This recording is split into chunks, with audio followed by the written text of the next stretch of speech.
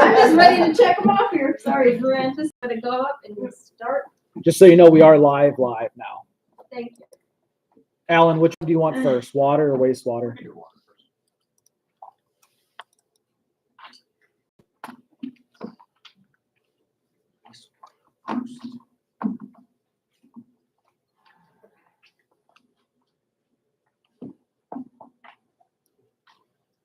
So, for starters, while Mark's giving the presentation, I appreciate everyone's time as always to come here. It's always a pleasure to work with the village and progress forward your guys' infrastructure and the utilities.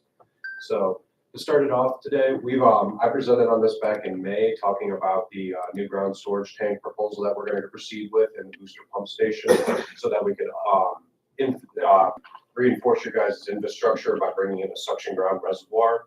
And that's going to allow us to set the booster pump station for 2 domestic pumps to pump to your guys' domestic needs, and having an addition of a fire pump so that we can bring reliable fire protection to the village. Next slide, please. So I'm going to go through this agenda. It's going to seem like a lot, but I'm going to breeze through it pretty quickly. We're going to start with the proposed location of the ground storage tank, talking about the water main route, talking about some of the cost comparisons, showing you guys sharpening our pencils down a little bit, looking again at the loan amortization that we're projecting with the WRSLIP program, the project timeline, some of the proposals that were handed out to you guys by Mark. Thank you very much. A quick asset management plan. A lot of you guys might not know what the asset management plan is, but the OEPA came and audited us on it. I'm going to give you guys a quick update on what we proceeded with that, gave it to the EPA, all good news there, and then a quick summary and conclusion, and we'll go over to the wastewater. So thanks, Mark. So as I showed last time, this is the proposed ground storage tank and the booster station location we're proposing. As you guys can see, this parcel of land right here is your wastewater treatment plant. And what we have is some available land, and this is a very convenient spot in the village, being at the northern part of the village, in which is where you guys receive water from the city of Jefferson through Aqua. So the benefit of this right now is that we're looking at the reliability and redundancy of getting water to this location, and how we can reinforce the system building off of this major infrastructure improvement. Right now, your guys' water tower, as we discussed, is in need of replacement. This is allowing us to go without putting maintenance into the tank currently by progressing forward with this design, as the EPA has put us a notice of violation that says we need to do something with the existing tower. By proceeding with this design, it succeeds as a rationale to do such. So this is the property that we're going to be rolling with. The next slide, please. Please, Ellen. Something when I looked at this was to clarify, are we getting rid of the water tower and replacing it with the ground storage? That is correct. Okay, so that once the ground storage is implemented, the water tower will come down? That is correct. Or will there be duplication? No, we are going to tear down the water tower as part of this contract. I'll go a little bit into detail on that. Okay, thank you. Yeah, of course. So what we want to talk about primarily is the main route that we're going to be putting a new water main in. Obviously, you guys already have a water main in front of the wastewater treatment plant. The one benefit that we're looking to do is being so close to the connection point at Jefferson, it's giving us the opportunity to design a direct suction main. What this is going to allow us to do is you guys currently have a control valve at the north part of the system, and your water tower is at the very south part. So when you guys are taking water to fill the tower, pressure is coming in from up here, and essentially it's flowing to the tower, taking a long time because people are using that water as it's pushing its way to fill your tower. That's causing the tower a long time to fill and drain because you guys are releasing water in so much.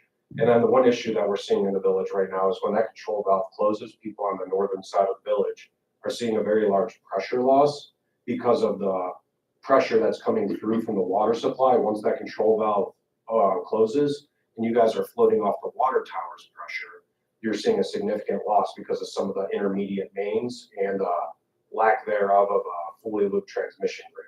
So what we're anticipating doing with this is taking this direct suction main, tying it before your guys' existing control valve, and utilizing the loop right around the wastewater treatment plant to across Hayford Road and Rome Rock Road there, to allow us to create a complete loop in the water distribution system. This direct suction main is going to be anchored to the bottom of the lake, and that's going to allow us to go directly into the tank, design the booster station that's going to let us set the pressure of our choice, and it's going to allow us to have another pump, the fire pump that I discussed, that's going to allow us to design it for 1,000 gallons per minute. And from there, we have the availability to build the system out to get us to that 1,000 gallons per minute in front of everybody's house and at every single hydrant. And that's the purpose of what we're trying to do. We're designing 75-year infrastructure items with the proper operation and maintenance, of course. That gives us the opportunity to reinforce the water distribution system for the next 75 years. Next slide, please. So as I stated previously, here's going to be the quote that we gave you back in 525. I'm not going to beat this too much, but it came out to about $3 million previously. Next slide, please. This is what we came to with today's dollars, implementing the demolition of the existing water tower. You can see in there for about $100,000. We also included updating a lot of the cost and sharpening our pencils to get more accurate numbers by reaching out to manufacturers, getting cost of the steel tanks, etc., understanding the cost of the PRV vault, understanding the shrouding, paint system, etc. And then we sharpened our pencils on giving you the design numbers that are proposed in that packet. And we have a contingency built into the loan itself that allows us another $200,000 in case we find anything throughout the design that pops out to us. So- Quick, Alan, demolition of the existing tank, can we not just decommission it and leave it standing? The EPA is going to want you to basically cut the main in front. You have the option to keep it there, but you're still going to have to maintain it to some degree, such as painting it and then any potential structural damages that it incurred. I can't remember how much actual work outside of painting needed to be completed, but it wasn't It was as much quite a bit. structural About $500 integrity. million. Yeah. Exactly. I just, it was Oh, yeah, of course. $100,000, I was like, wow, could we just decommission it? Yeah, it's actually relatively with the property itself, it's going to be easy, and they're going to probably try to scrap as much of that as they can, obviously. So that's why the cost is usually a little low compared when you look at it. Could you just, there are two estimates, okay? Sure. They look very close, but would you please just reiterate so that the council recognizes the fact that you added additional things into the Sure. second estimate? So what we added is we looked further into the design, looking at the feasibility with the water model, with me and Mark talking about this through many of the utility meetings as well. And essentially what we wanted to do, so right now with that ground storage tank, that is going to be at ground elevation and you have X pressure coming in, let's just call it 50 pounds. So when that would be going into this ground storage tank, that 50 pounds is approximately the equivalent of about 100 feet of head. So theoretically, if that you poke a hole in the water main, that 50 pounds is going to shoot up about 100, 110 feet in the air. The worst thing that we want to do is design this steel ground storage tank and have water shooting at a 110 feet rate into the side of a steel tank. So what we're designing is a pressure reducing valve vault, and that's one of the new things that I believe are in there. I will walk through all the items. But the PRV vault, that's going to allow us to put a pressure reducing valve in there. Typical valve we're going to need to move the meter most likely and put it in somewhere near the booster station anyways.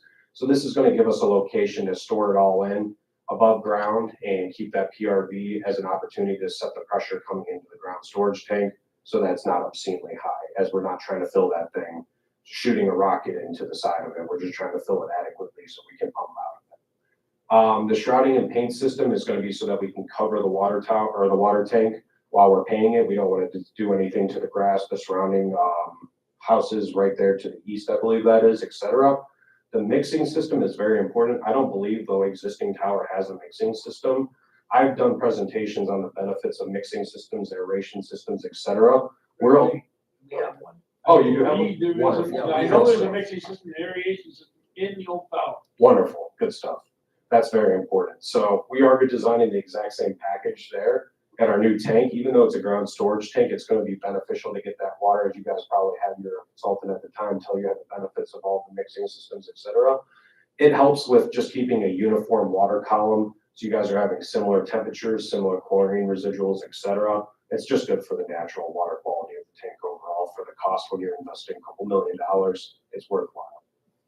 So bottom line on this is I see the numbers that were done in May of 25 versus October 25. You're saying the actual October numbers, when you went back and reevaluated, are lower than what you were estimating in. That is correct. And he's added several additional Yeah, I things see as that. part of this. So it's even greater. The difference I was trying to make was it's a much greater difference than what it looks like initially from just looking at the pure numbers. Is there, I expect to ask this during our meeting, are you considering when you're moving the meter, is it gonna be an electronic read meter? That would be the goal, yes. Okay. I don't know what your guys' existing meter system is off the top of my head, but we would correlate that together through the design market work with LJ, Mike, whoever, H2O Technologies to incorporate such. Please. Would you, reiterate, I misunderstood something at the meeting. when we did. I thought that was a circulation line, That is correct. but the existing 12-inch goes across the 1,000 grid, connects ahead of the meter. That is correct. So now you're gonna connect another one to the other side of the meter? It's for, the way I understand, it's for a loop to keep the water circulating. That is correct. The new main that we're designing is gonna go directly to the tank, and then we're gonna keep the existing loop across the dam so that we can keep the entire water system flowing. I'm sorry? Doesn't go Or I'm across, sorry, right around the lake. it goes across 1,000 trails. That is correct. Yes, sir. So our goal is to keep that entire 12-inch loop that's already in the system and tying in a new main so that we can keep that control valve shut and keep that continuous loop to allow water to circulate continuously. If I'm not mistaken, that's tied in ahead of the control valve.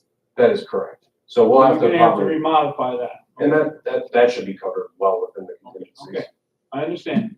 That's understandable. Thanks, Bob. Cool. So outside of that, we included the package booster station that we had before. We looked at the electrical package and SCADA that's going to be required.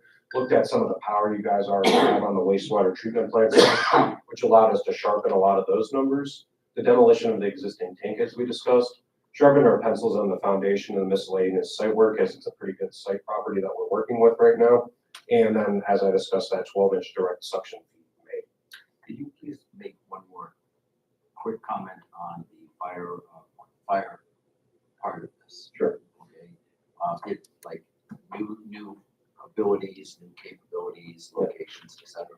So the big thing with your guys' system right now is the center of the village, primarily between the northern part and the southern part where the water tower is located and the control valve up here by Hayford Road, is that you guys are suffering with some of those smaller mains in the middle and the lack of the control valve shutting, et cetera.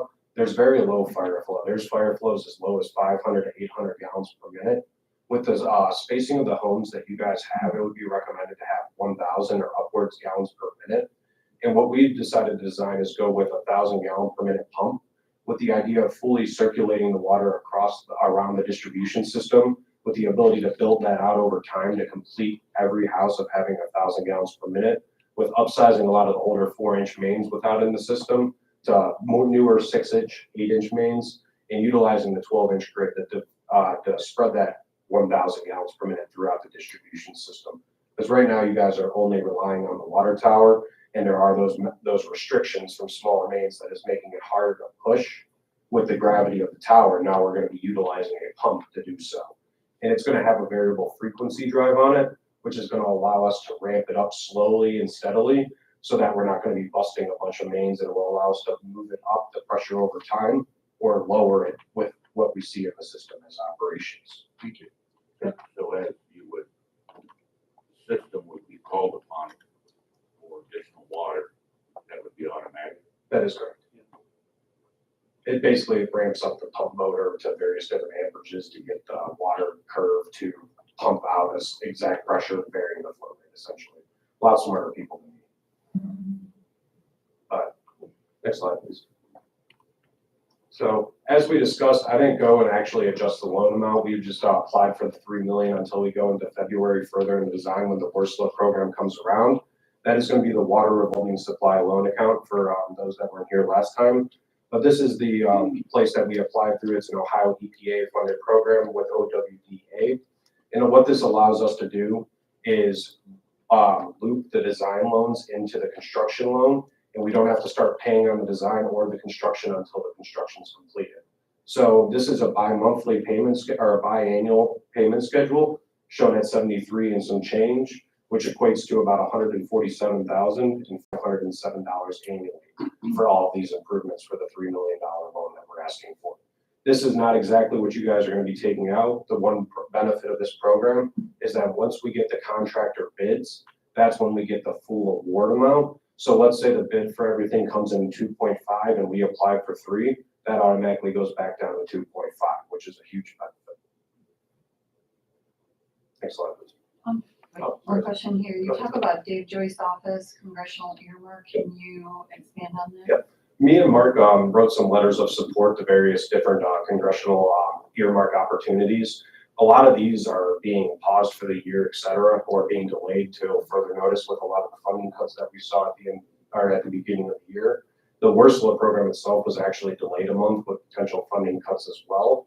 And they decided to not do as many funding cuts with the WRSLA program, which allowed us a month later to apply for it. We have not heard back, I don't believe, anything from. We didn't receive it for 25 and Gotcha. 26. So not at least for 25, we'll still be in design in 26, and we'll probably write another letter of support, to be honest with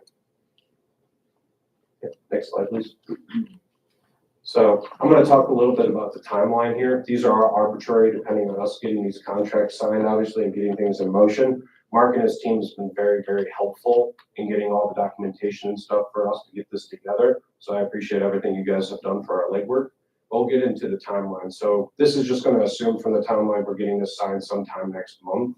That would give us the ability to have the February nomination is when WRSLA comes around.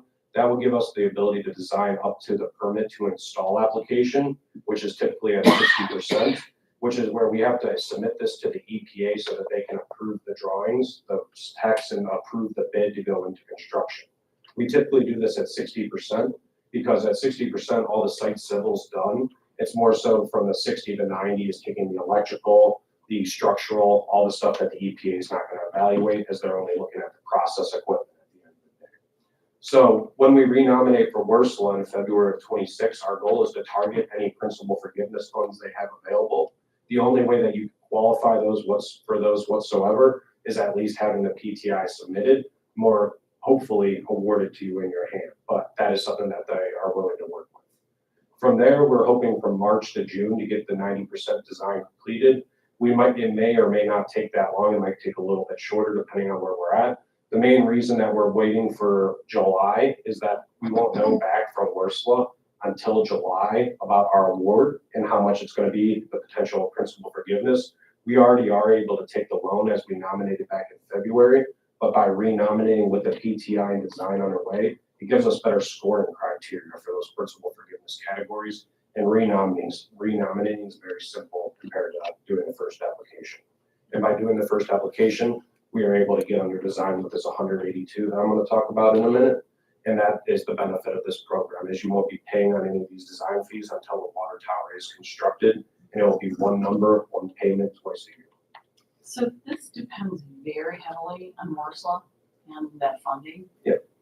If that falls through, what's plan B?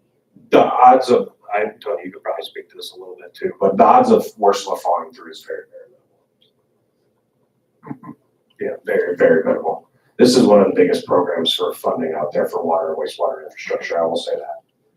Now, the David Joyce thing, I'm not going to guarantee whatsoever, but the WRSLA is pretty much a sure shot. Now, the principal forgiveness, I can't guarantee, but we are pretty much approved for the small loan category, which is one of the most competitive rate categories you guys are going to be able to find anywhere. And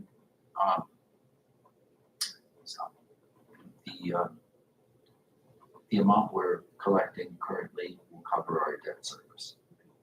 Okay, so the council will not need to look for any additional income based upon our debt service. That was forward thinking by the council. Yep.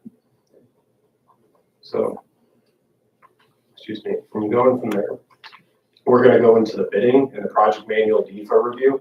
Prior to us submitting the final WRSLA award, et cetera, we have to have the project manual that we put together with all the contract, technical specifications, et cetera, get reviewed for the financial capabilities. So what Stephen just said is very important because they're going to look through the asset management plan, which I just discussed in a moment, or previously, and we're going to discuss in a moment, is going to tie into that because they're going to be looking at all the financial statements and making sure you can actually afford this prior to giving you the money at the end of the day. And then from there, construction is anticipated. Typically, these are about a year, year and a half. It depends what time of year we bid it. When we bid it around August of 26, it'll be close if they can get the construction started that year. The foundation is the big year one construction thing. And then year two is getting the steel up. The booster station is actually just shipped on a big freight. Nowadays, the benefit of what we're doing with the package booster station is it's actually mainly assembled, basically all the parts, besides connecting the two water mains in the site, is assembled in a factory out in Illinois, Centrale, Illinois. I've actually gotten towards the facility, it's pretty cool. But overall, they ship them out on a big freight container and then connect them on site and everything's ready to roll. It's very, very unique application.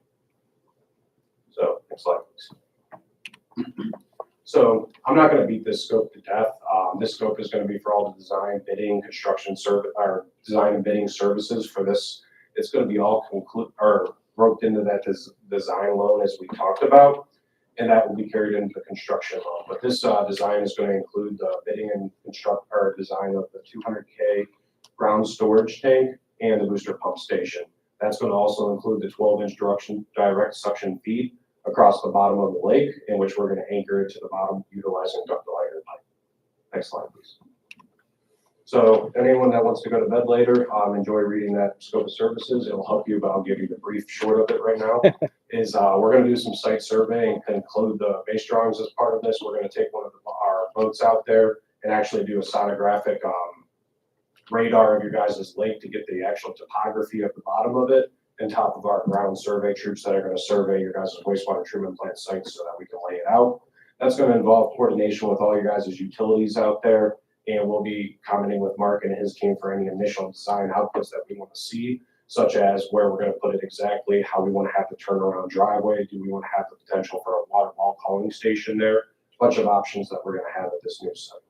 And then we're going to sharpen our cost opinion, get it down to level 3. AACE is basically American Association of Civil Engineers, and it's a class estimating system that you can see on my cost estimate, shows the class level 3 plus and minus. It just gives us the capability to show as an engineer we have a cost we believe it's going to be, but I can't tell you if there's a huge concrete slab underneath the ground 5 feet that we have no clue, or a rock the size of a car. That's going to obviously skyrocket the price of any of your construction project, and something we can't guarantee. Next slide, please. That's going to tie into design development. We're going to take it from 30 to 90% in detailed design. That's going to include your typical standard engineering drawings that you guys have seen on the plan sets before, specifications in the newest CSI 50 division format. That's just the technical specifications. That's going to detail the work that the construction is going to be completed with. The project manual that I discussed is going to be put together with our bidding department that will be submitted to DEFA for the review, so you guys are awarded the money. Regulatory coordination, which is going to be all the Ohio EPA, any potential permits that we're going to have. We don't anticipate any wetlands, ecological, et cetera at this point. We will keep you guys in touch on that. And then a thorough QA/QC process is something that we've been taking a lot of pride in trying to develop at Verdanis, having outside third-party consult our engineers that aren't involved with the project whatsoever to do a thorough review, to get a different set of eyes on it and look for any inconsistencies in here. Next slide. Or, next slide, please. That's going to tie into the bidding support. Mark's worked with our bidding department on a few different projects now. Hopefully Mike's been good to you overall. But yeah, we'll be bidding this project out and awarding it to the contractor, all hands off for you guys, with a little bit of help with the coordination. And then the timeline on that is, once we get this scheduled, we have about 6 months to get this design done. More so, we could get this design done a little quicker if we're working with the timeline of the funding. So there's no need to rush on this. Let's get it done right and make sure that we're getting you guys the project that you want and deserve for the village. Next slide, please. So in terms of the budget and funding, the engineering fee is going to be a lump sum fee of $182K. That's going to include all the pages that are enclosed in those scope of services. That's going to be going from survey, making sure that we can get all the design done, any potential utility coordination, putting any funding together. I'm going to talk about the funding plan in a second. We are recommending an additional 20% contingency. I don't believe that's going to be included at this point based off of us designing a ground storage tank. When you get into elevated towers, it's a lot more complex with some of the things you can get with FAA, et cetera. With this being a ground storage tank, we don't believe the contingency is going to be necessary at this point.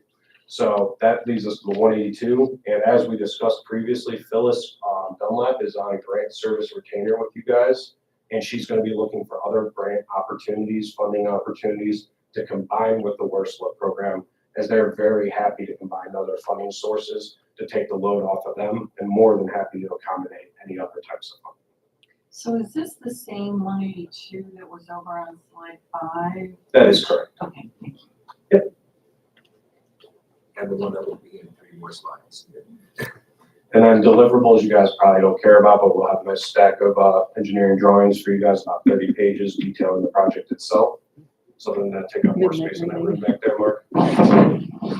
So tying that into the asset management plan, I'll make this pretty quick, but AMP itself is a law that was implemented in 2017. With Mark being newer to the role and myself as well as you guys as acting village engineer, is the AMP essentially itself is a categorization of your water distribution system. So it holds all of the managerial items, such as who's in charge. Mark has the ability to sign things up to $15,000. So if there's a water main break, Mark can sign an emergency, 15K, go get a repair clamp, have his guys get a backhoe, go out there, dig it up, etc. Anything else has to be approved by you guys, such as this design proposal here. Any proper operation and succession planning. So if Mark was to get fired, or if Mark was to leave voluntarily, what's your guys' plan for the village admin role? Who's going to be in charge of all the work, etc. If LJ were to leave, or if he was to be fired, who would be assuming the operations of your superintendent of the wastewater treatment plant?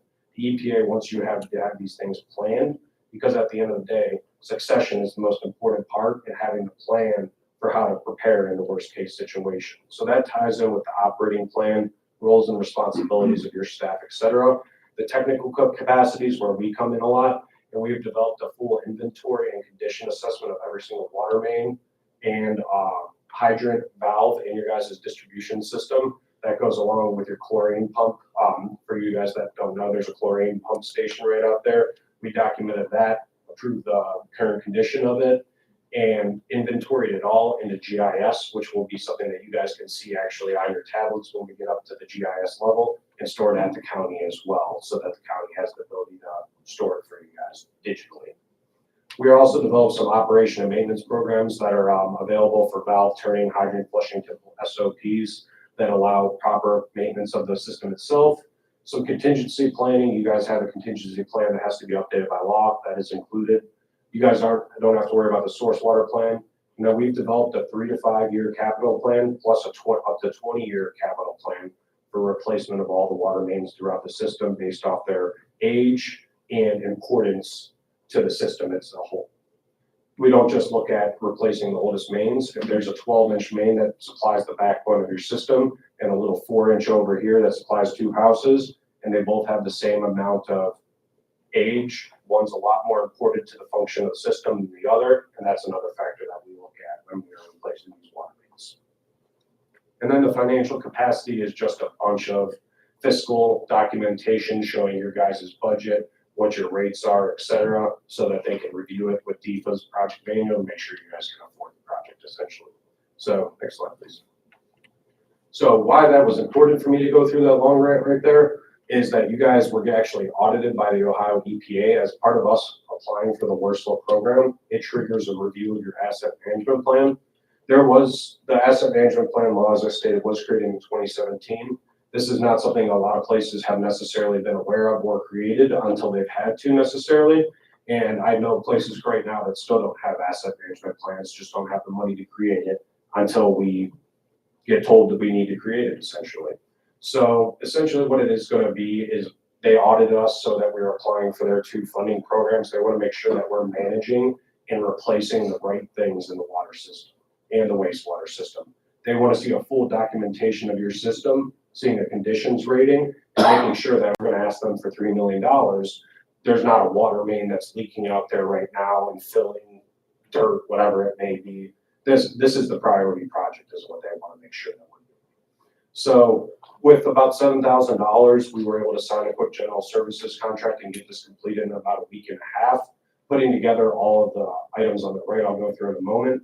Just to point it out, typically when we put these asset management plans together, these can range depending on the size of the utility, et cetera. By completing our distribution model last year, we were able to shortline a lot of the work of the asset management plan, as that is a digital inventory of your water distribution system. So we were able to shortline the work significantly, which saved you guys potentially $15,000 to $30,000. So the EPA was very happy with these things we created on the right, which was updating contingency plan, emergency contacts, et cetera. inventorying every single water distribution main, short-term, long-term capital plans, and updates to the water distribution system GIS within your guys' village.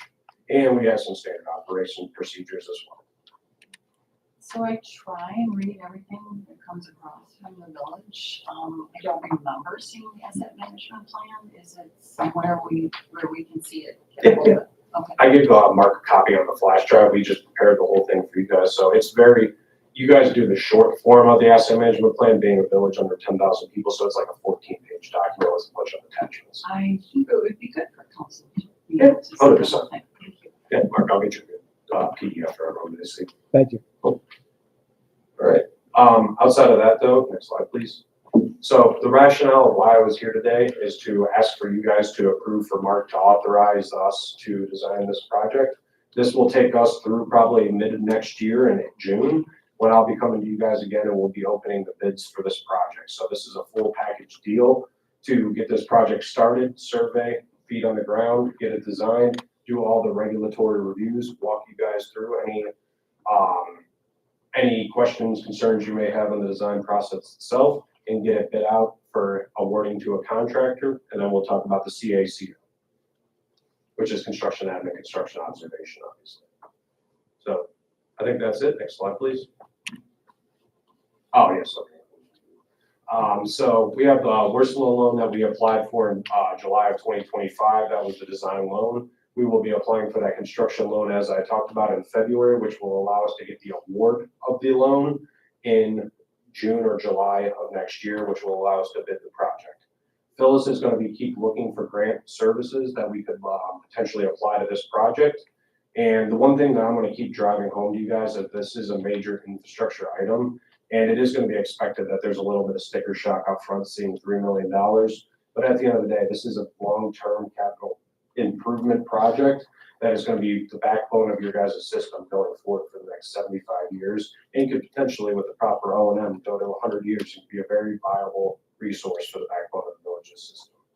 So to clarify, the design loan was applied for That is correct. in July. When do we? Or the award was applied. We were applied for in February for the nomination. We were awarded the money this July, sorry. Okay. Yeah. And this 182,000 can be covered in the design loan award. That is correct. And how much was that? 182,000 for the design loan. That was the award and it's covered. So again, if I'm not mistaken, the village, although we would need to vote on the authority for Mark to be able to enter into this contract, we do not have any fiscal requirements for reallocation of funds. I believe so. I will double check that, but yes, that is correct. Because Werslow is awarding us the 180. That is correct. Okay. And then payments, like I stated, will not start until after construction. We keep going over the same question, sorry. Oh, no, you're good. It's a lot of money. It's important to clarify. So that was it really on the water side. We can hop into the wastewater, which is a little shorter. So sorry to talk so long with you guys. Wait, yeah, it's good stuff though. Happy for you guys. Okay. Showed that suction line going across under the lake. Across here. How does that affect that 12-inch line heading north? How does it affect the customers tacked off that when you have larger demand? We're actually going to loop over the main, and they're not going to interconnect whatsoever. So the main's going to be directly to your guys' tank, and it won't interconnect with the existing water system whatsoever. Did I answer that question? I'm sorry. I'm not sure. The 12-inch line that goes down Foreman Road, Yes, is that where you're pulling the water from? that is correct. Okay, so how does that affect the customers between here Oh. and Mill Creek? It won't affect it at all because it's going to be the same demand that you guys are pulling. That PRV is actually a flow control valve combination that will allow us to set a flow rate similar to what you guys are seeing when you open that control valve right now. So it won't be a significant demand pull whatsoever. Even under the fire protection. That is the purpose of the tank being right by the booster station, so we won't be pulling that 1,000 from the main. It'll actually come from the tank itself on site. So that was the benefit of us upsizing, is that your guys' demand was a little higher than the actual tank size that you have existing. So Mark made a decision with the utility staff or the utility department, our group, for us to decide to go up to 200,000 gallons, which gives you the event of a fire emergency, typically anywhere from 60 to 120,000 gallons. That's typically 1,000 gallons per minute at 60 to 120 minutes, plus the average daily demand or a little bit of reserve, so that if anything were to happen to Foreman Road, we would have the ability to feed the village for approximately a day, day and a half. I got one question. Yeah. You aware that 12-inch goes up to 1,000 trails, turns down to 8? Yes. Okay, I'm just, I wanted to make sure that didn't affect. Yep, long term will be replacing that, man, but that's a couple Oh, years. we're out. not replacing, that all belongs to, Aqua. All right, perfect. So that's all under replace. But it's good. Cool. Any other questions on the water side before I hop over? All right. So, as you guys have known, we've been working on this water side project for approximately about 6 to 8 months now, honestly. Working to get this plan together to determine what we want to do and the best feasibility. We had some tools available at our disposal, such as the water distribution model, that helped us shortline those decisions and make the most informed decision. So tying that thought in, here is going to be what we're presenting on today. This is going to be for the wastewater treatment plant condition and basis of design report. What this is going to be is detailing the existing conditions of your wastewater treatment plant with recommendations on what we're going to do to fix some of the non-compliance I'm going to talk about. So next slide, please. So quick agenda here. I'm talking about the existing limitations at your wastewater treatment plant. I'm not going to beat it to death too bad. You guys were issued a significant non-compliance by the Ohio EPA. This is the highest class of notice of violation that they give, in which we have to take action immediately, and we have a timeline in which we have to accomplish everything. We're going to talk about what your guys' existing wastewater treatment plant looks like from an aerial view and see some flow plant diagrams, and then look over the process of reviewing the wastewater treatment plant and what that's going to detail. We're going to do a quick basis of design report breakdown, what's going to be included, and we're going to talk about how this includes a BioWind model, which is actually very similar to water distribution system, a model of your guys' wastewater treatment plant that allows us to evaluate it under different flow conditions and different characteristics so that we can design the best processes for the future and for right now. And then talking about some of the deliverables of the scope that was presented to you guys, and then the project timeline and potential worst case costs, and then I'll get out of your guys' hair for the day. So we'll start with the limitations of your guys' existing wastewater treatment plant. So you guys are seeing very high I&I. That is something that you guys are probably all aware of, but is something that is starting to affect the wastewater treatment plant in a very negative way. So, excuse me. So the design peak flow for your guys' wastewater treatment plant existingly is about 160K gallons per day. Apologies for that H, that is gallons per day. And your average dry weather flow is approximately 80 to 90,000 gallons per day. What we're seeing is that your average wet weather flow, which is the WWF, is somewhere above between 250 to 300,000 gallons per day. That means that you guys are having excess of 140K potentially that you aren't able to treat on these heavy rain days. Taking that to extremely heavy rain day, you guys can see up to 350K, which is over double your design peak flow. So what that ends up doing is when you guys can't treat it, where do you think it goes at the end of the day? If you have to do a bypass event, that is essentially what we are doing, and I'll talk about that on the next slide of the importance of that and why we have this violation.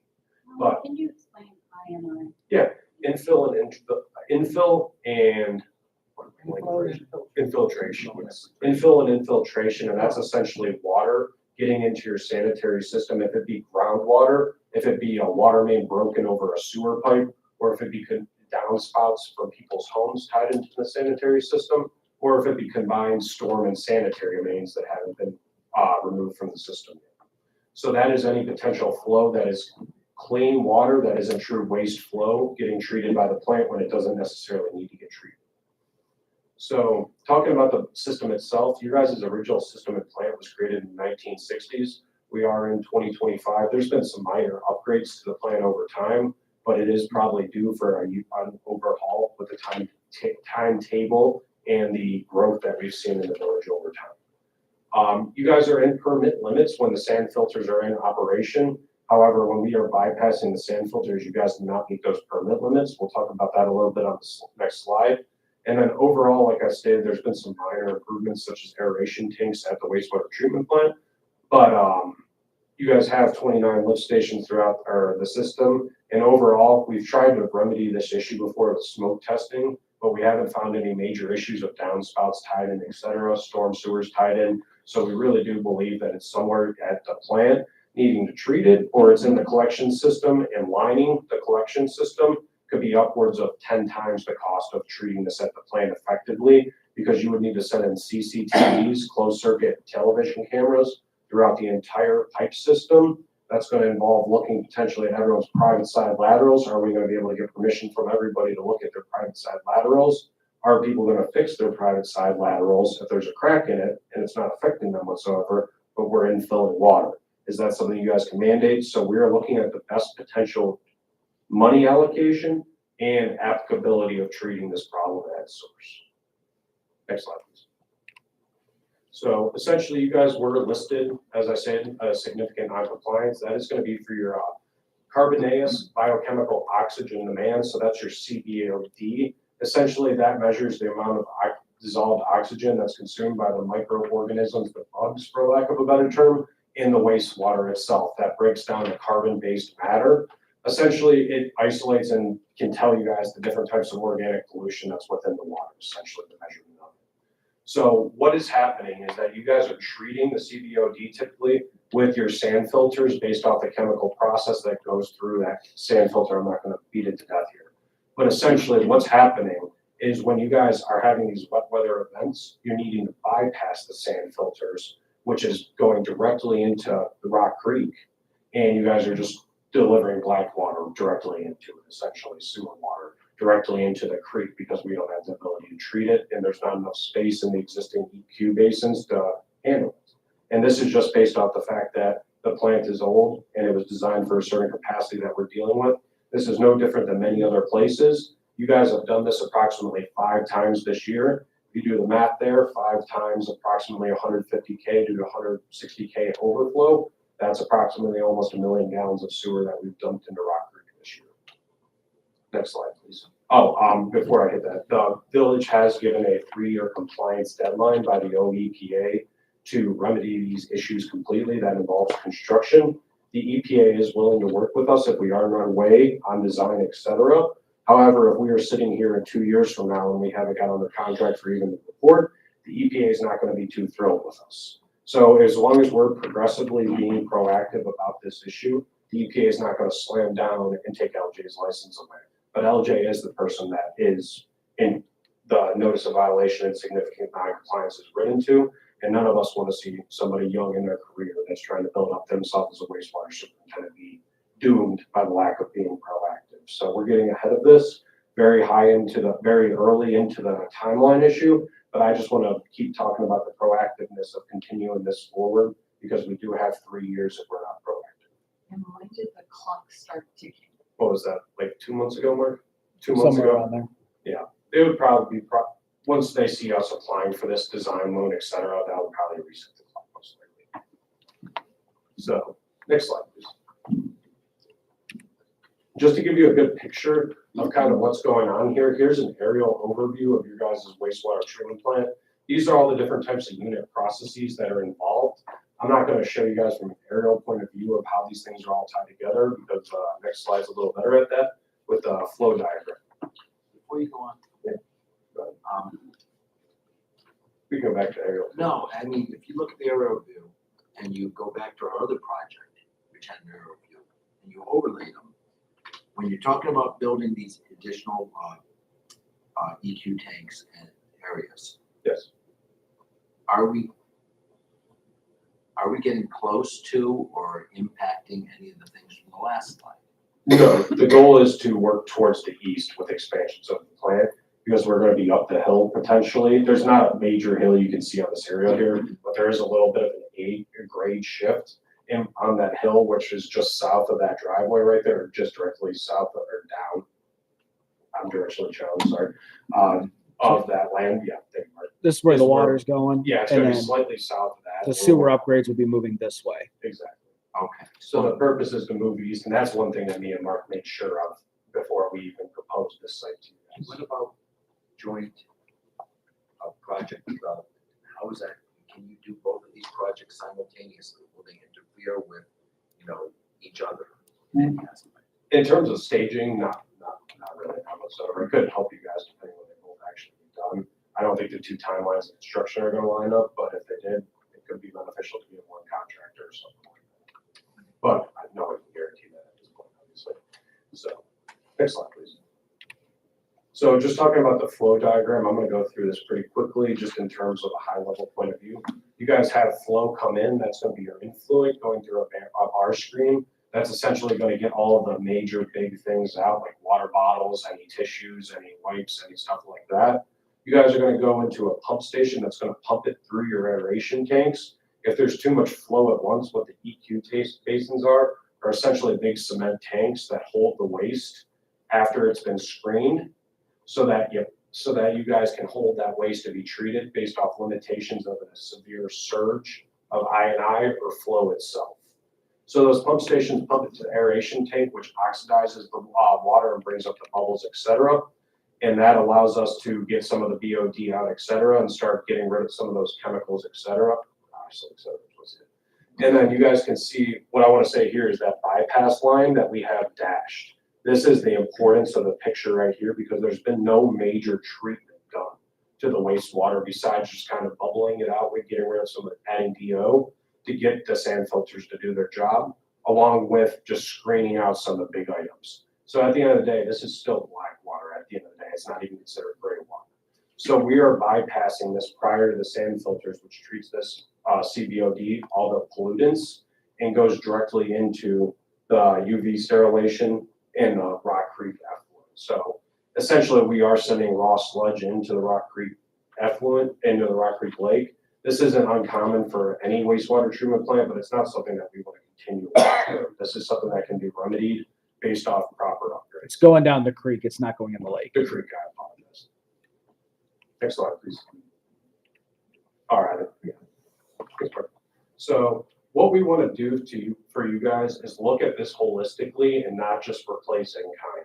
We could just add on another sand filter or design an extra EQ basin, which would treat the problem. It would treat the problem right now, but if the system were to degrade any further, we would have just spent a ton of money on concrete essentially and a sand filter to need to build another EQ basin and sand filter. So what this is going to allow us to do is look at your guys' existing performance, look at characteristics of how your guys' system, if it's been true I&I and more flow coming in, or if it's been an uptick in demand, and looking at how your guys' system is bringing in flow to the plant all at once, or how it's bringing in it. That would be tied into an actual basis of design report, which will allow us to evaluate the existing current processes that you guys have and look at the operational performance of that existing unit process and see if there's a better process out there. Are sand filters the really best method for treating CBOD, or should we move on to some form of clarifier? Is the sludge press the best option for us to proceed with, or is there a different type of sludge treatment system out there that we could use instead of having it come and being hauled off? These are all things that are very high level and options that we could consider all day, but until we see something tangible to evaluate it, it's just all theoretics and we would be throwing a dart at a dartboard. So this BOD is going to give us the backbone of a design. I'll give opportunities for you guys to make decisions on the different types of processes. We're going to provide alternatives, which I'll get into in a moment, but next slide, please. So talking about the report and what it's going to include, this is a very important thing because it gets all of everybody on the same page on the stakeholder team. That's going to be the village itself, us as the design team, and any of the public that's going to understand what is going to be going on as part of this project. It gives a clear project requirements and objectives. If we're going to say we're going to design sand filters, we're going to design sand filters. We're not going to look at the processes in preliminary design. We've already went through and looked at the best choice, and it allows us to have all our goals aligned and proceed forward accurately. The risks of doing this without a design report, as I stated, could be us just replacing in kind and realizing that there could have been a different issue in the whole time, and we just spent money somewhere it wasn't efficiently spent. You could look at inadequate performance of the existing equipment. Maybe it wasn't the best application for today's time period when there's a better new improved process based off technology nowadays. And then the sizing is very important. We don't want to just size EQ basins, double the size of your guys' incoming peak flow, because that's a lot of money. It might be cheaper to look at it just upsizing a sand filter, designing a clarifier, and shrinking the size of the EQs and adding a pump. That's what this model is going to tell us, which we'll tie into the next slide. So very similar to the water distribution system model. This is another type of modeling simulator, very similar in engineering world. BioWind's a very reputable simulation tool, very similar to the Bentley water gems that I utilize for the water side.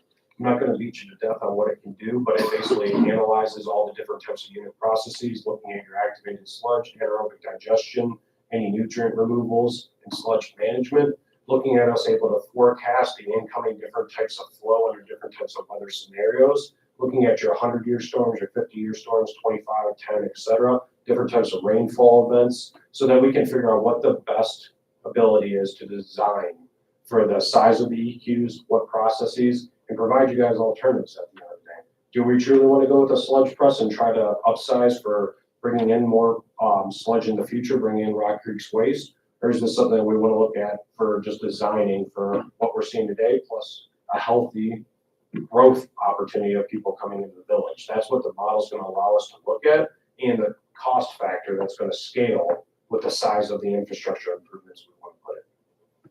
Next slide. So talking about the deliverables of this report and BioWind model, this is going to be a living, breathing model, very similar to what I've developed with the water distribution system model. So it's not a one-time you did it and it's done. We're going to model the existing system and then these upgrades that we are proposing, and this will be a living, breathing simulation of the wastewater treatment plant that we can use to evaluate any events in the future as well.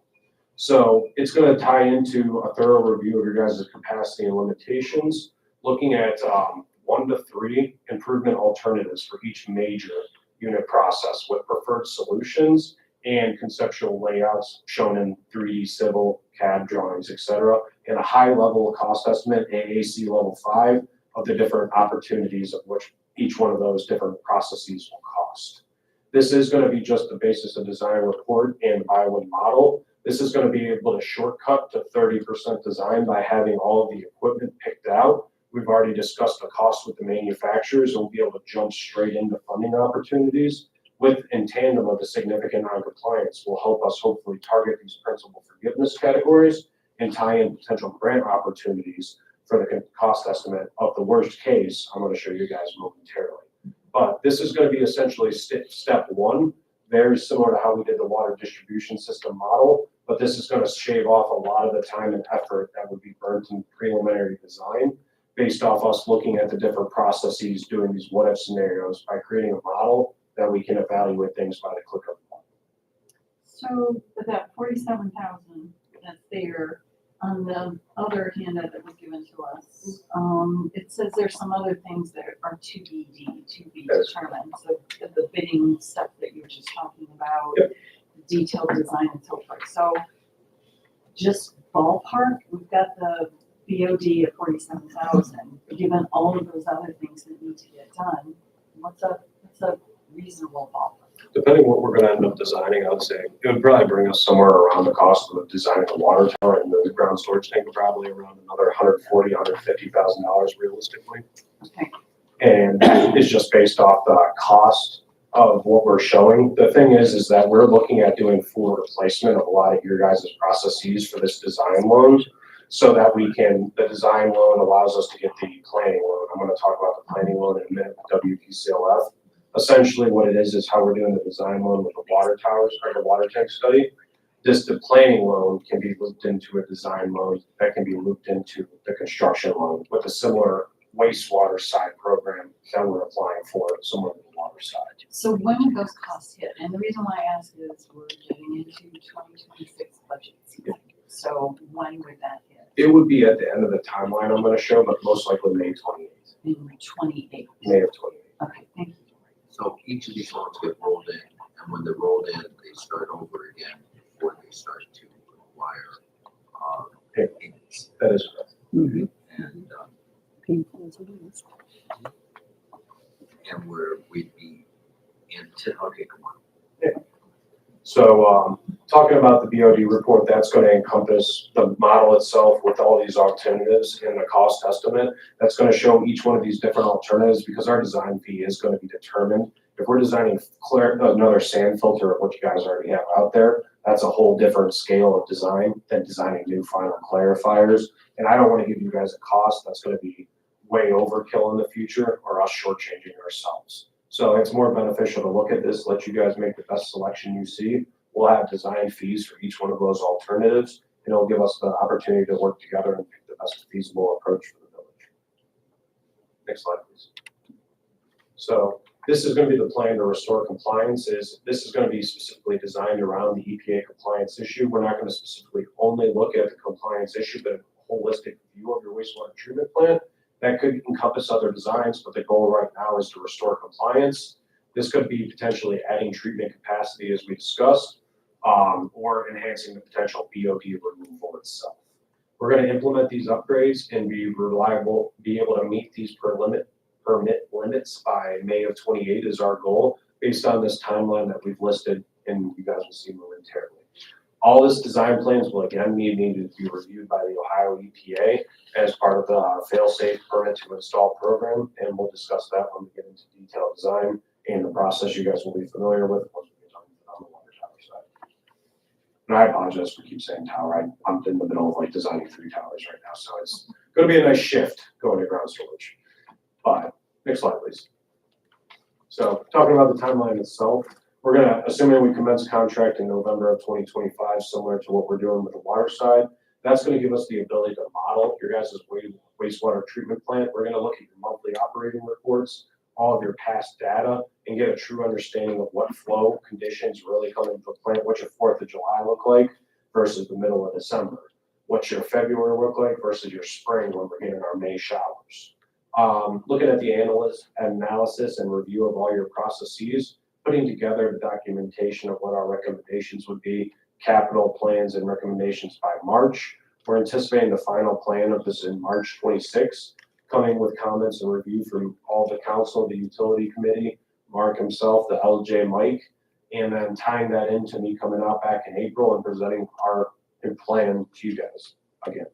And from there, I'm sorry, that's the DOD you're presenting. that is correct.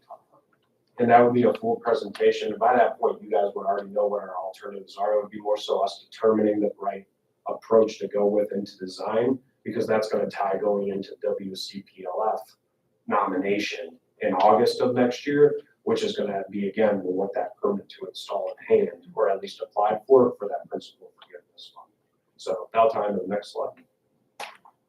So assuming that the April meeting goes well and you guys are all happy with the design that we choose, and we're going to go into the preliminary final design, which will allow us by September to have the PTI submitted for, which opens up one of the checklist box items for getting the principal forgiveness categories. By trying to fit whatever the current categories are to get that principal forgiveness, the PTI is the first step, and from there we can go into the final design, which is going to be anticipated by May of 27. From that point, we're expecting to have the PTI award ready by May, and we could go directly into awarding that through our bidding process and awarding it to a contractor, giving them about a year of design for all these improvements. And if there was a necessity of it for it to go to the end of the year, with the construction already being started or our bid being in the review for the permit to install, they would be more than likely to move that schedule back, as there's probably going to be a review deadline, most likely when it's sitting at EPA's desk. So this, again, like I stated, is going to be the worst case. We have a very high contingency put on this just because we don't know what we don't know at this point. The model is going to help us sharpen this pencil down to, like I said, a class 4, class 3 estimate. At this point, this can be considered a class 5, and this is going to be basically a full replacement of a lot of your guys' existing processes or adding on to them. So essentially, this would be the most expensive option we believe at this point of what we're going to recommend to you. So this is very, very high level. This is without us doing any analysis of the existing plant or processes. This is with our conversations with Mark, LJ, walking the plant and understanding what the capacities are and what it would take to get these peak flows. This is by no means a guarantee what this is going to cost, but we don't believe it's gonna be much higher than this cost if it were to be higher than this cost. So when I put these two presentations together,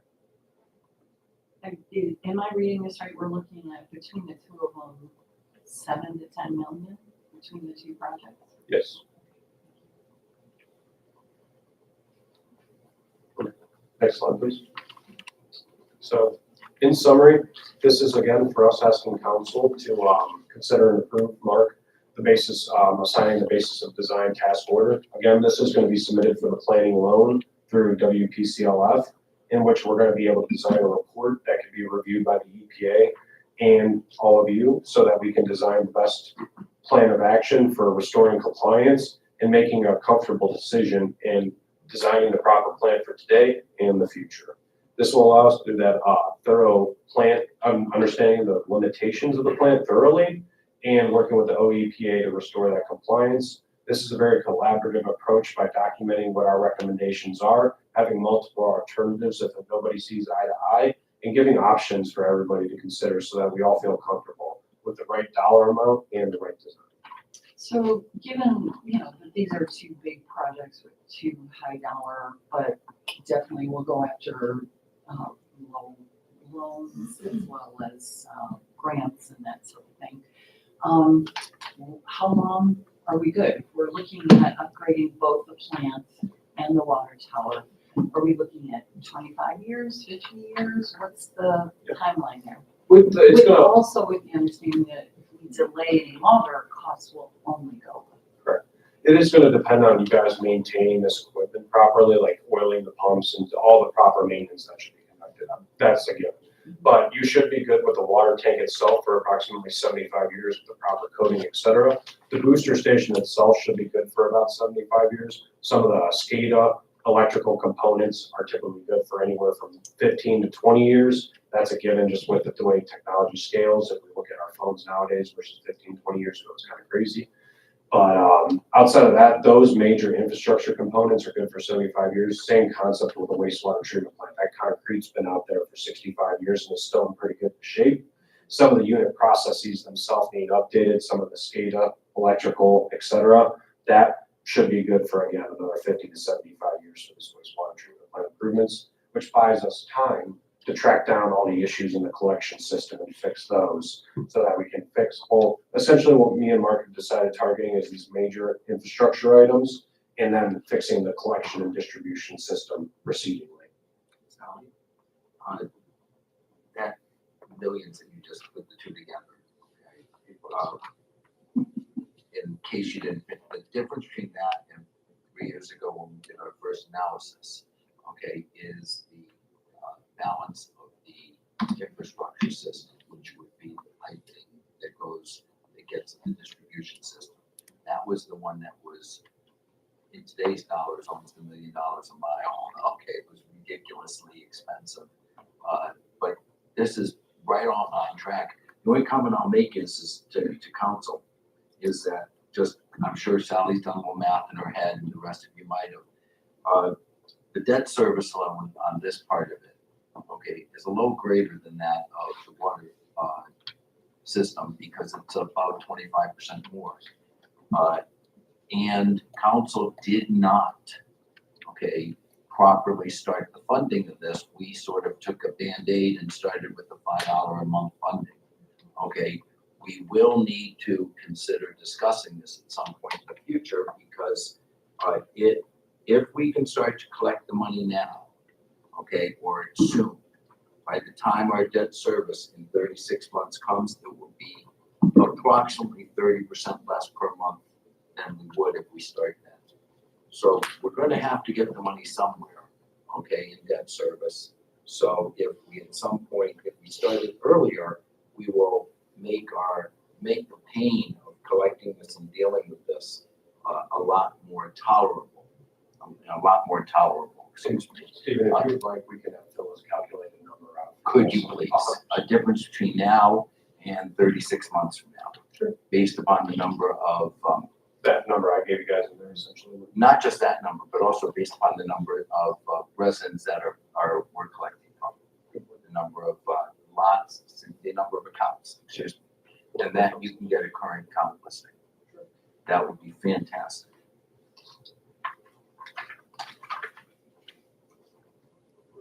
I think that's it. Mark, if you don't mind. Yeah, cool. That's it. Thank you very Thank much. you. Yeah, I appreciate everyone's time as always for letting me come up here and enjoy your year off. So thank you. Very everybody. helpful. Thank you very much. I want to scoot. I appreciate everyone's time and we'll all chat soon. Mark. Thank you, Alan. Thank you, everybody. Yeah. Thank you. Okay. Moving forward. Mayor's report. The village was recently informed that our utility plant has been in non-compliance with the EPA since May 2024. This situation is deeply concerning. During 2024, the EPA notified our utility plant of numerous violations and deficiencies that at our plant located in Roman Shores, Ohio. Unfortunately, it appears that these issues were not properly addressed or reported, resulting in missed deadlines in May and December 2024. By failing to correct the violations and deficiencies and submitting the required documentation, our community was placed in significant risk. Thankfully, our village administrator, Mark Reed, and foremen James Dewey and Mike Dewey have been working diligently to correct these issues and bring the plant back into compliance. Currently, all outstanding violations and deficiencies are actively being resolved. Once all corrective actions are completed and reports are submitted, the EPA will review and upon approval, clear the plant. However, under EPA policy, the village will remain in a non-compliant status for an additional 6 months. If no further violations occur during this period, the village will return to full compliance and good standing. On a positive note, our utility employees have been busy giving the utility plant a much-needed facelift. You may have noticed these improvements during your visit or in your daily commute. Our utility team works very hard every day to ensure that we have clean water and reliable sewer services for all our residents. If you see them out in the community, please give them a wave and let them know how much we appreciate their efforts. Administrators report. My report has been submitted, pending any questions. Anybody have any questions for Mark? Solicitor report. Committee reports, finance committee.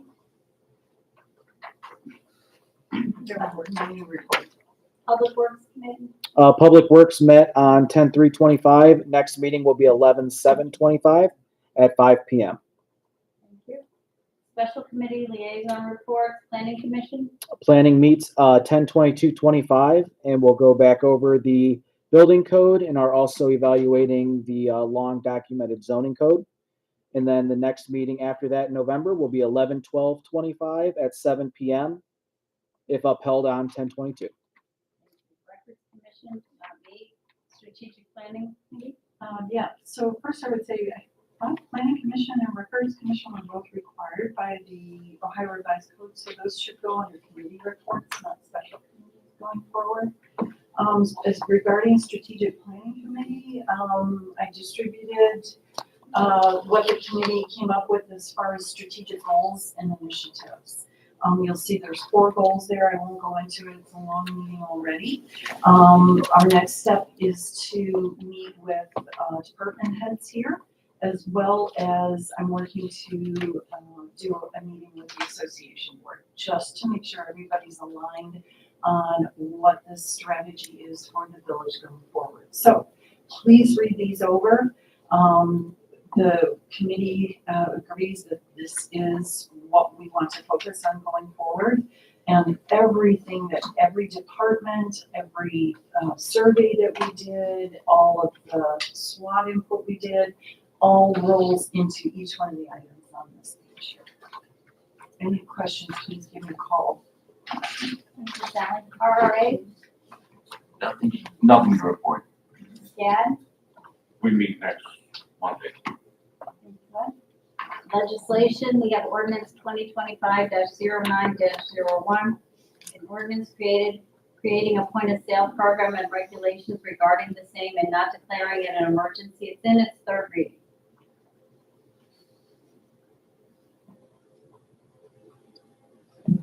I move that we defeat this. Just need a motion to act. I need, A motion to defeat. Motion to act. Yeah, your motion to act, and then you guys can vote however you want. gotcha. Yeah. I request a motion to act. Second. Thank you. Any discussion?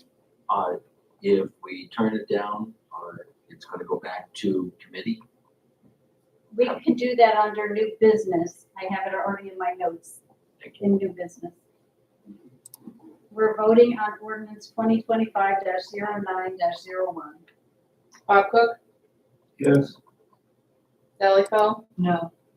Stephen Kaufman, No. Ed Cordero, I guess I'm confused. We're voting either to approve the point of sale or to not approve the point of sale. A yes would be you want the point of sale to go As is. approved, and a no means that you do not want the point of sale to go forward and then send it back to a committee. No. Holly Meredith, No, Jeremy Ian, No. Ordinance 2025-09-01 does not pass. Next is ordinance 2025-09-02. An ordinance replacing Village Code Chapter 151 Employee Manual with a revised personnel code attached hereto and fully incorporated herein and not declaring it an emergency in its second reading.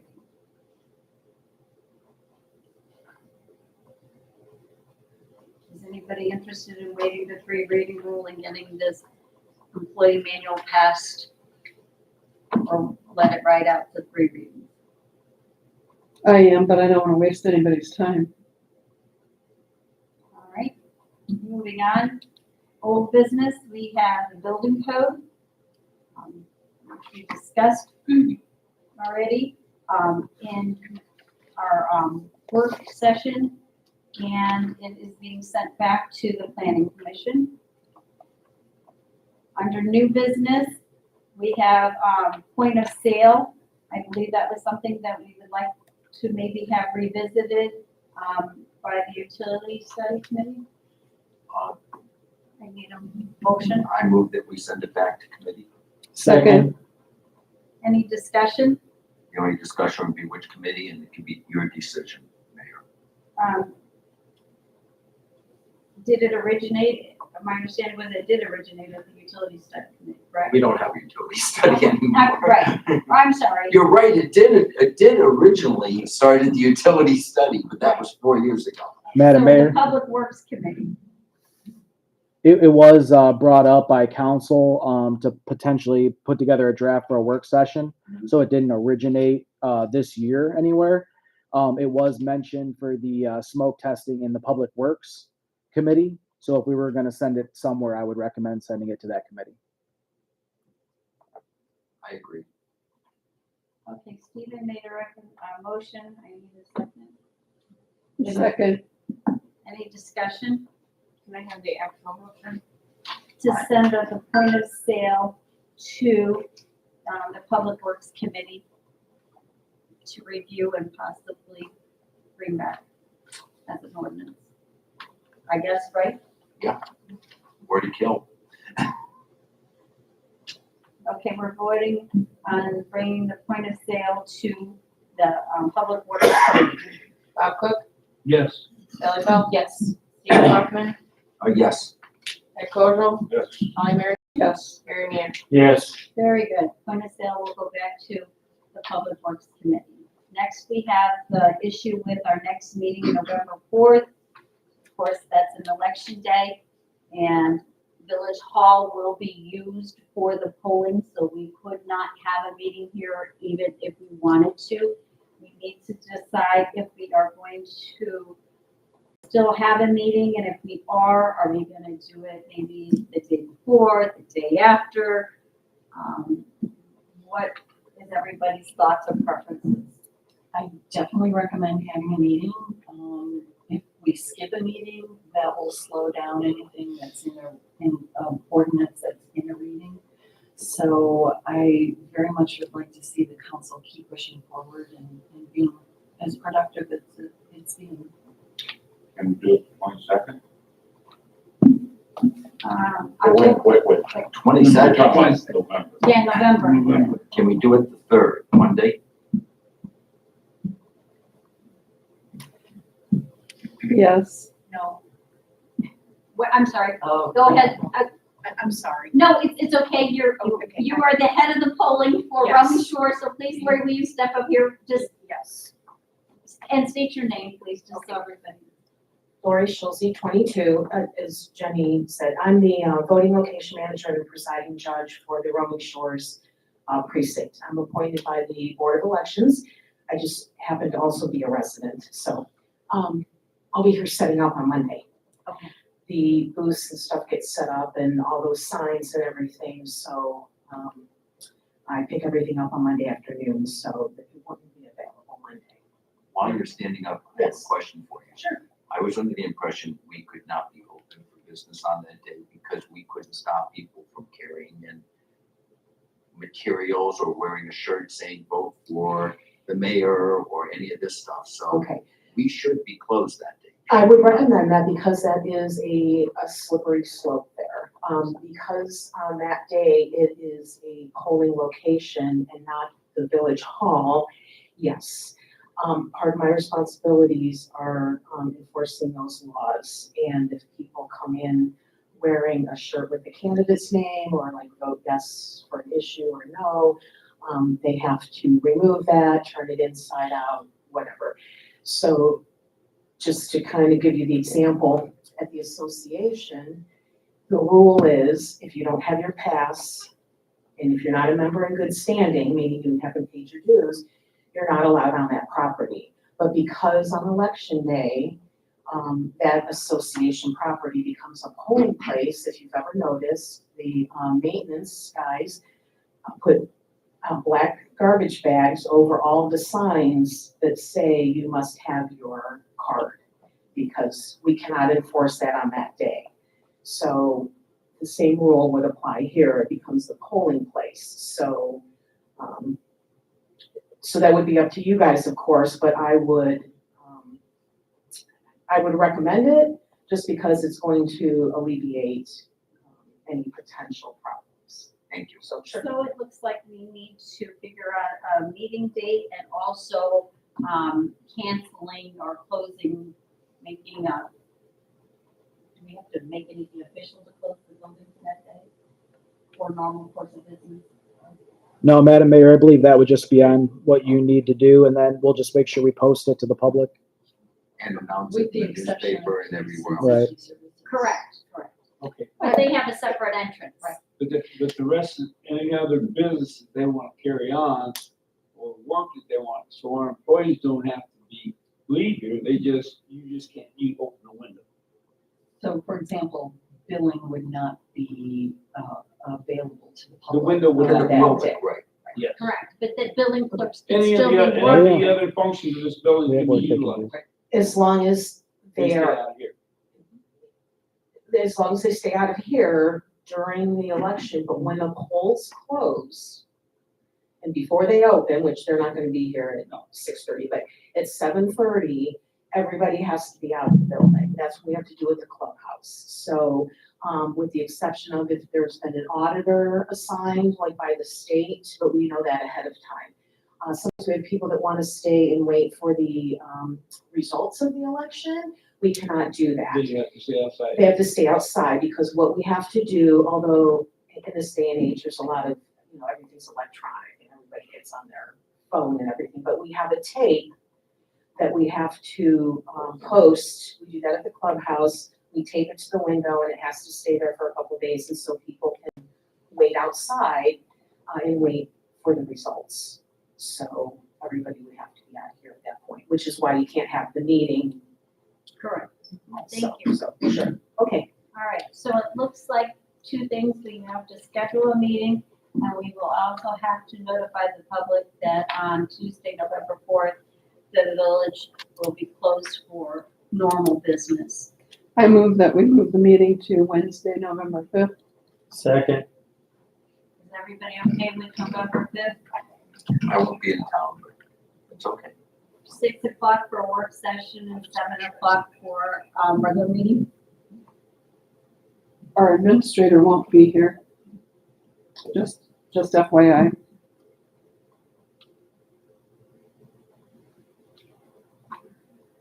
Anyone else not gonna be here? Mark, can you send out an appointment notice for everybody for their calendar? Yes, ma'am. And then also prepare something to put in the e-blast so that everybody is aware that on November 4th, they can't come in here and pay their water bill, or they can't get any building permits or any other type of services like that. And if they need the police department, they would have to go to the police department door itself. I'll have it out this week. Thank you. All right. I'd like to add on to that. Recently, this council decided to remove something that had been longstanding in our rules of council, that if the council meeting fell on election day, that we would hold that council meeting the next day on Wednesday.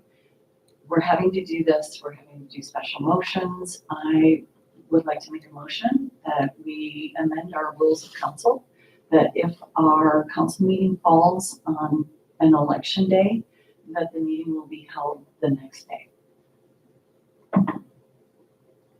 That way, going forward, we don't have to go through this again. It used to be that way. It It was. changed a few years. It was changed just this year. Do I have a second? I'll second that. Any discussion? Okay, we're voting on changing our rules of council going forward, that whenever a council meeting falls on election day, automatically, the meeting will be the following day. It's not just an election day. Is that a request for me to prepare an ordinance to change the rules of council? Why are we doing, we'll do that in January anyhow, right? We review Yeah, them. so I told you I don't like amendments to already passed policy on the floor because it changes by just a rule of vote. It doesn't change your rules of council, which are to be reviewed yearly, so I can create that. and we can Or early just if wait you till want. January when we approve the rules of council and amend it then, is that what you're saying? Well, I don't care when you do it, you just have to authorize me to do it, but changing your rules of council have to be done by changing your. So all we can do is ask the solicitor to prepare an ordinance. And then we vote on it and go through the process. I think you have to vote on it as things come up. You know, there's a good chance 2 or 3 of us somewhere down the road is gonna be gone on that particular Wednesday. And you're gonna have to address it anyway. And it deals with more than just the election day. It deals with national holidays. I mean, it doesn't. We can have a council meeting on a national holiday. I don't I recommend don't that remember either. I don't remember ever having them. Having one, it ever fell on it. That problem never occurred. I just don't, I don't recommend, It has, yeah. I don't recommend that you force yourselves to have it on a certain meeting day. Not a quorum. Yes. So most councils just vote and agree on a meeting. What I As- would as recommend, needed. what I would recommend is, we know when these dates are coming in January. We could look at it in January, not change the rule, but we could move the meeting on that specific meeting on that specific date, okay, without changing the rules of council. Okay, well, we do have a motion on the floor and it has been seconded, so we're gonna vote on it. Yes means you want to change the rules of council. No means leave it as it is. Bob Cook, No. Sally Feld, Yes. Stephen Kaufman, No, Ed Colville, No. Holly Marion, No, Gary Ian. I'm gonna say yes. It is a 4-2, so it does not go forward. Next, we have bills for review. Has everybody looked at the a bills? point of order, did we actually vote on November 5th? Or did we just sort of take consensus? We did not. Should we vote on it? do we need to vote to move in? Do I have a motion to move the meeting, November 4th to November 5th? So moved. Second. Any discussion? We're voting on moving November 4th meeting to November 5th. Bob Cook, Yes. Sally Phil, Yes. Stephen Kaufman, Abstain. Ed Colville, Yes. Holly Meredith, Yes. Gary Mann. Yes. Very good. Now we're going to go to the bills. Has everybody reviewed the bills? Any questions? No questions, we're gonna pay the bills. Do I have a motion to adjourn? So moved. I have a second? Second. All in favor? Aye. Oh, I'm sorry. Bob Cook, You have to say yes or no to adjourning. Yes. Sally Phil, Yes. Stephen Kaufman, Yes. Ed Colville, Holly Meredith, Yes. Gary Mann. Yes.